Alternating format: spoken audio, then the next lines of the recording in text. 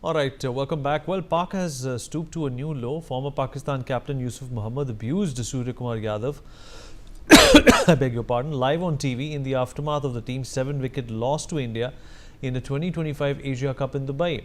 Yusuf deliberately distorted Surya Kumar's name, calling him a pig repeatedly. One anchor tried to remind him of the Indian skipper's actual name, perhaps thinking he had mistakenly mispronounced it, but Yusuf ignored and kept using the abusive language. Seeing that, another anchor put up a wry smile. This comes amidst the India-Pakistan handshake row. Ajay, my colleague, is joining us on the broadcast to talk more about this. Ajay, this is the reason why India and Indian players do not want to play against Pakistan, and more so, not even shake hands with any Pakistani players because of these very uncivilized comments. You rightly said, because what has happened that in the past as well, that Afridi was seen, he was abusing, people of India and even many a time, and especially during the Operation Sindoor, and not only Afridi but some other people as well.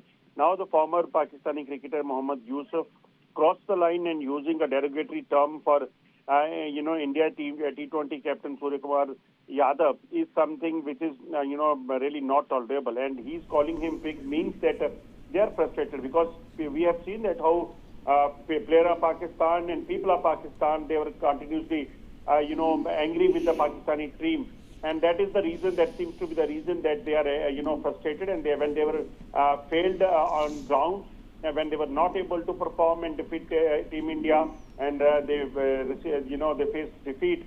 Now they started abusing Team India, and for for what that they did not they have shaken hand with the Team India, Team Pakistan. So that seems to be the reason. But one thing is very clear, that has been cleared by the Surya Kumar Yadav as well, that they respect the sentiment of the people as well, and that's why that has been that hand was not shaken. And the way now the Pakistani former players and the players thinks and they are showing their mindset, that shows that what they have done was right. Ajay, appreciate you joining us.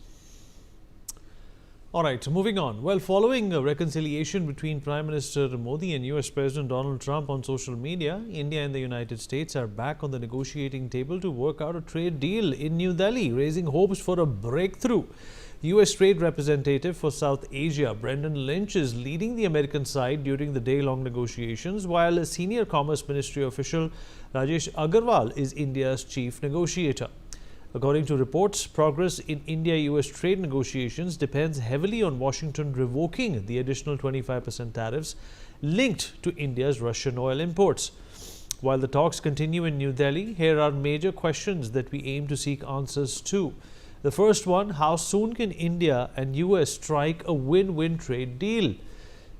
Number two, when will Trump remove the extra 25% punitive tariffs? Number three, what guarantees that the Trump administration won't reapply these tariffs? And number four, will the Trump administration still arm twist EU to tariff India? Moving on, will India's in-principle trade with Russia continue or not? And has India got its balancing act between BRICS and the US? And what does India-US renormalization mean for India-China ties? This is something that we will discuss with our guest. Joining us on the show is Ambassador Suresh Kumar Goyal, former diplomat, Mr. Gautam Mukherjee, senior journalist, also with us on the show. Pathikrit Pine, foreign affairs expert, is also joining us. And last but not the least, Mr. P.K. Basu, economist, joins us on the program as well. Ambassador Goyal, first response from you. Well, it's good that both of these parties have decided to sit on the table and discuss if there is something that can be worked out. But should we be expecting the world from this? Because Trump, as we know, he may go grey after calling something white, but he's never going to go black. He's definitely going to keep some part of this deal to suit his vision of making America great again. Vineet, the team is here. They are negotiating. I do not know what they're negotiating for. I do not know what their end line is. So far, I hear from the media report says that they want us to buy the GMO corn, that they want us to basically make concessions on the Russian oil, not to buy it. They want us to buy this and that. Uh, and I really do not know how much of the concession is possible and what is not possible. From the statements coming from Washington, particularly the rant coming from Peter Navarro, it seems to be like a take it or leave it kind of a negotiation. Now, you do not negotiate in that manner. You negotiate on the basis of what is achievable, what is not achievable, and what is in their interest and what is in our interest. That doesn't seem to be the modus operandi here. And therefore, I'm not quite sure as to where these negotiations are going to lead to. There are many more questions you have raised. I don't remember all of them. But the fact is that there is a lot of difference between what Trump says on one hand and what Navarro says on the other hand. Even Trump, while talking about basically being able to find and being able to negotiate with India, goes on to ask European Union to impose 50% duty, or is it 100%? I don't recall exactly, duty on India because we are buying Russian oil. He goes to NATO, said, if you stop buying oil from Russia, I will impose sanctions on Russia. It's not very clear as to what his political objectives are. And therefore, for the time being, all I would say is, the team is here, we will talk to them, let us see where it leads up to. But I don't think that we have come to the stage when we can actually start to make adjustments in the trade with them, and when we can really start to say that, yes, that we can achieve this, and this is doable. I think there is still a lot of time, a long distance to travel before we can reach there. Vineet. All right, Pathikrith, what do you make of some of the questions that we have posed at the start in my opening monologue? And can this kind of an environment, call for a reset? Remember, there were a lot of pressures on the American government and President Trump also when India decided to show, a lot of bonhomie with Russia and China at the SCO. Well, I agree with what Ambassador Goel said, because there have been negotiations in the past as well, but we have never seen that kind of acrimony, the kind of statements that is coming from, these so-called diplomats from the American side, whether it's Navarro or, the other guy called Basant, and then there is Nutwik or Lutwik, whatever his name is. These are bizarre statements. It's almost on the borderline of actually threatening India. You don't do a negotiations by putting a gun on somebody's head. So you mentioned about reconciliation or some kind of a conciliatory approach on the part of the Americans by Trump's statement. There is a duality of policy. On one hand, Trump would say that, India is a great economy after calling it a dead economy. And then his own deputies, whether in the form of Navarro and Lindsey Graham, will keep on continuing all kinds of attacks, saying that if we don't buy their grain and corn, it will not end well for India. I think that kind of language, it's kind of a condescending approach of a colonial master kind of that doesn't work in today's arena. Now, I think the problem is not with the trade deal. I mean, if there is a mini trade deal or a partial trade deal, I don't think anybody in India will mind. The problem is when you force a country, push a country, threaten a country that you have to open up sectors. Look, there are many sectors of United States also which are heavily protected. If you ask any person involved in mergers and acquisitions as to how difficult for India or any foreign entity to buy an American company if it works in the strategic arena, they'll tell you that the Americans are extremely protective. At the same time, when it comes to corn or maize and all that thing, my issue is this, that is the Trump administration really concerned about trade deficit? First of all, there is no trade deficit. If you talk about the big tech companies and the amount of money they earn in India, there is absolutely no trade deficit. Secondly, even if they're concerned only about the trade deficit, they can simply ask India to procure a little more oil from the Americans. And I don't think the Indians will not mind, provided the price is competitive. But I think, and at the same time, when it comes to the war in Ukraine, I don't think they're concerned about ending the war in Ukraine. If they want to end the war in Ukraine, all they need to do is to stop funding the war in Ukraine. It will end tomorrow. If they want to end the war, they can say that Ukraine can remain neutral. The war will end. The problem is they want either Russia should lose or NATO should win. That is not the way you ask a third party to decide. I think the problem is there is a farm lobby which is pushing and telling the Trump administration that you have to make India open up its market. Look, September is the harvest time coming. Soybean is in big trouble. Soybean farmers are some of the biggest supporters of Trump administration.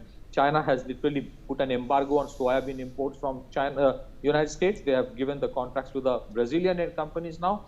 So they want India to buy this corn and maize. Look at the level of desperation. They're saying that you can buy our maize and you use it for ethanol production. I mean, why should we? We are a self-sufficient country when it comes to food. And we do not want to be like the African countries who have completely shifted to cash crops and now facing the brunt because they depend on the food aid from the European countries and the Americans for their survival. So the bottom line is this: if it is about trade, there are enough scope for expanding the trade. I don't think anyone minds. But because they are trying to decide our foreign policy, which means they are questioning the sovereign right of India to decide what is good for India, that is not going to work. And at the same time, we have seen multiple things are happening in India's neighborhood, where it appears that efforts are being made from the West, especially what is called as the deep state of the United States, to create problems for India. So in that context, suddenly, just because Trump all of a sudden one morning decides that India is a great country after calling it a dead economy, it doesn't mean that everything has been sorted out. If there is a trade deal, good enough. But again, without compromising on the core issues, I don't think India will open up its dairy, poultry, fisheries, or agriculture market. We are very strict on that. If something else works out, I don't think anyone else will complain. But the core issue is Trump interested in trade deficit? I don't think so. Is he really bothered about Russian oil? No. He is bothered about opening up the farm market of India, which I think there are lobbies in America want. Well, we can't have a trade deal based on how much money the lobbies have given. Back to you. All right, Gautam, what do you make of this? Can India, in fact, take 2 steps back and 1 step ahead? Is that how this is going to work? Well, I think with the chief negotiator from the United States side here, some kind of breakthrough is entirely possible. In my way of thinking, letting in a limited amount of corn so that they can save face without getting involved in the other various list of agricultural, dairy, etc. products could save the day if they are looking for a face saver and in order to let it go ahead.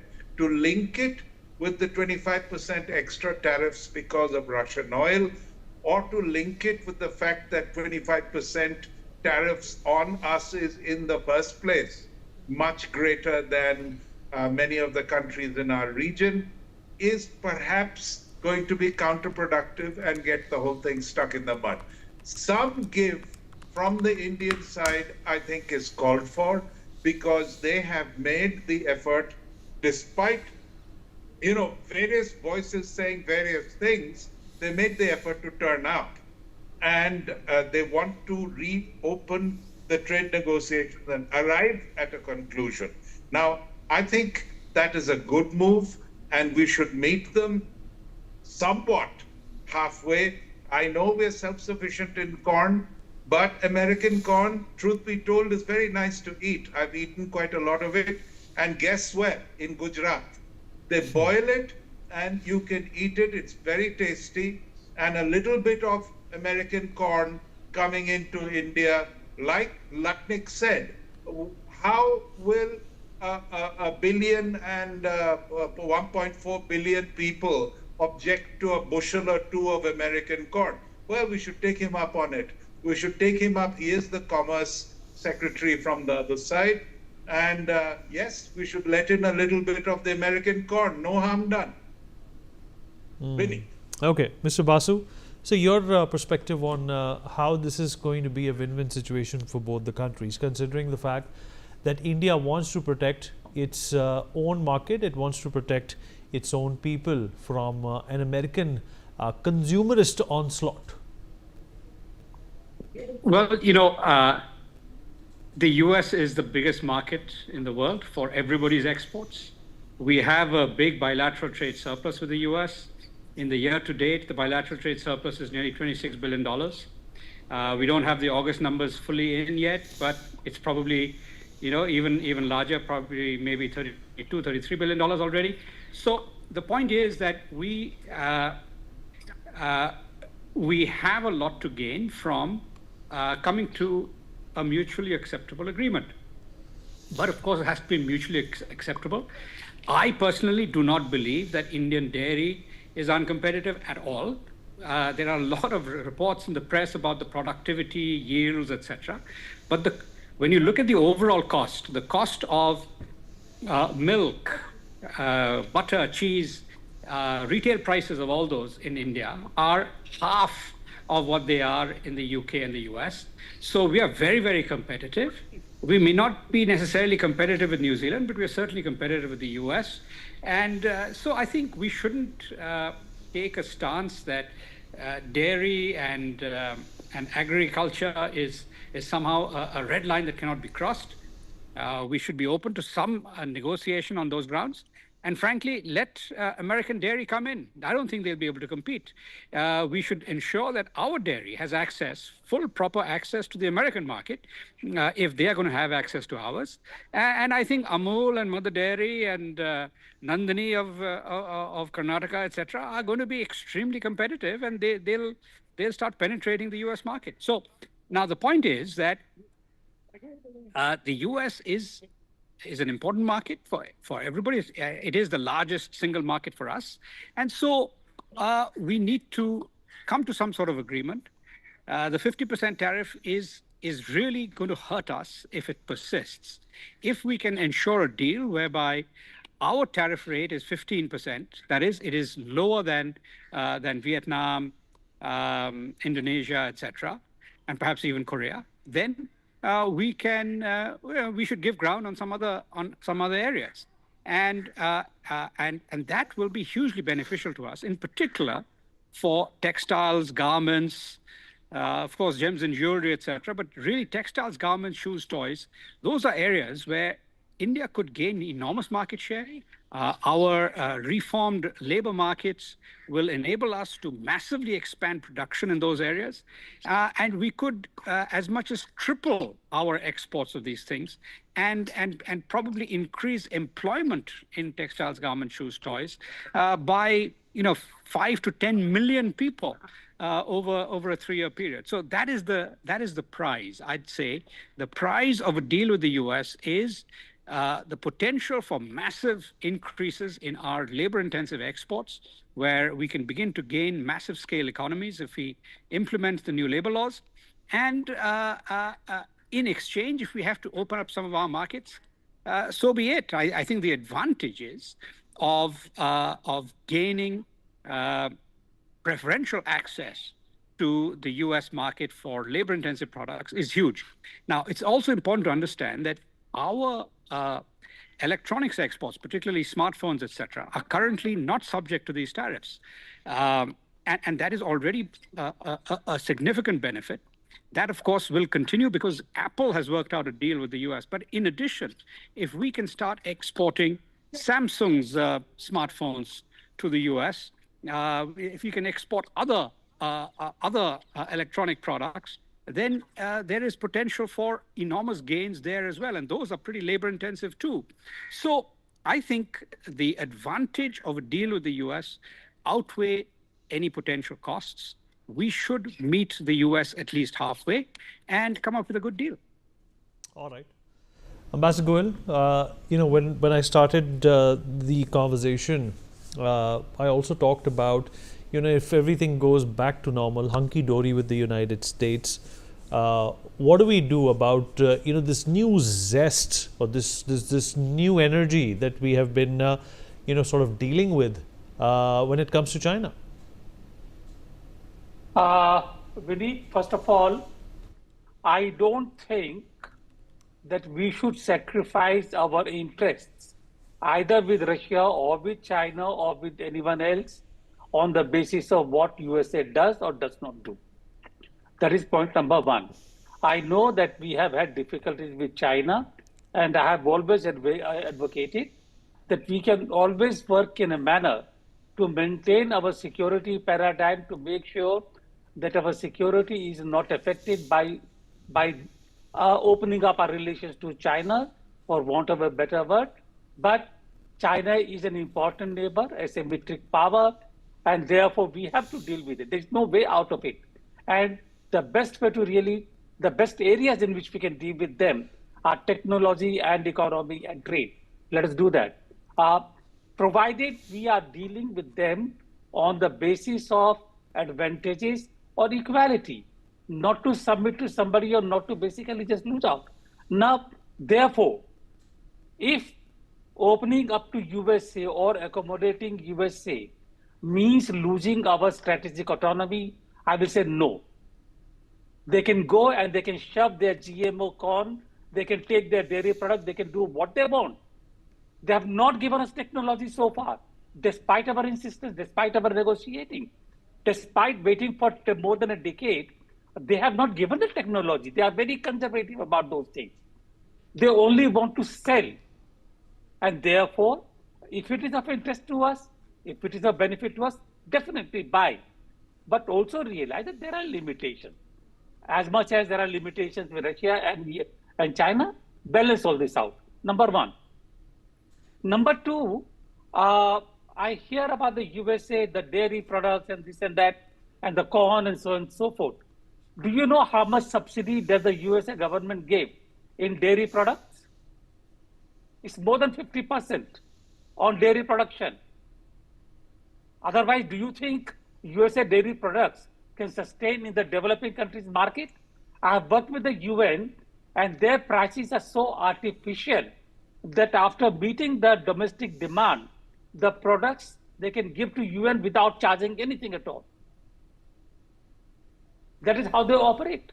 GMO, why are they insisting on the GMO corn? Because of the price factor.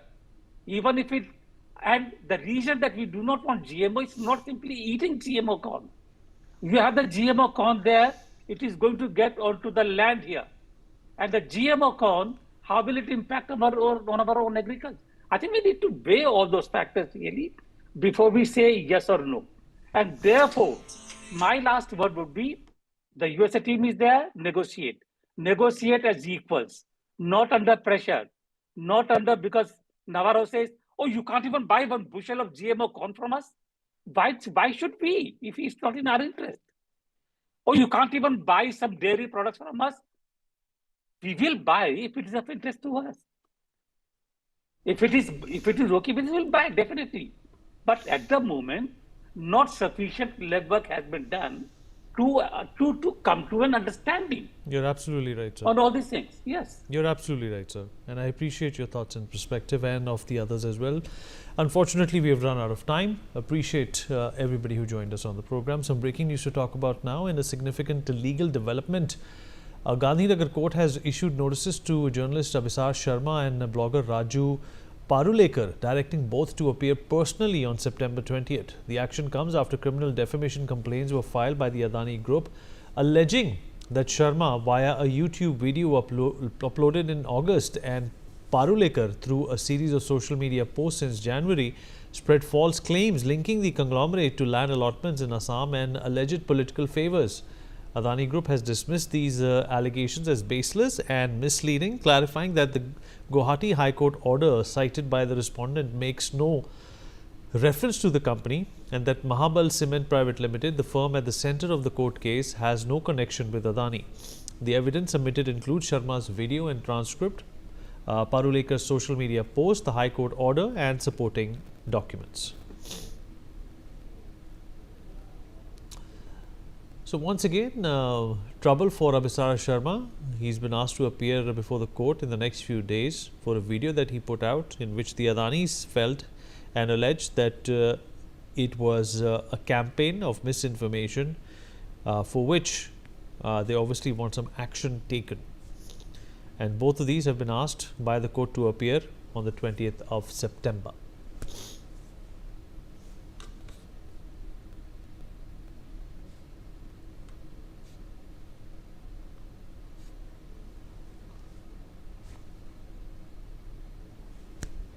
All right, we take a short break on that note. We'll be right back.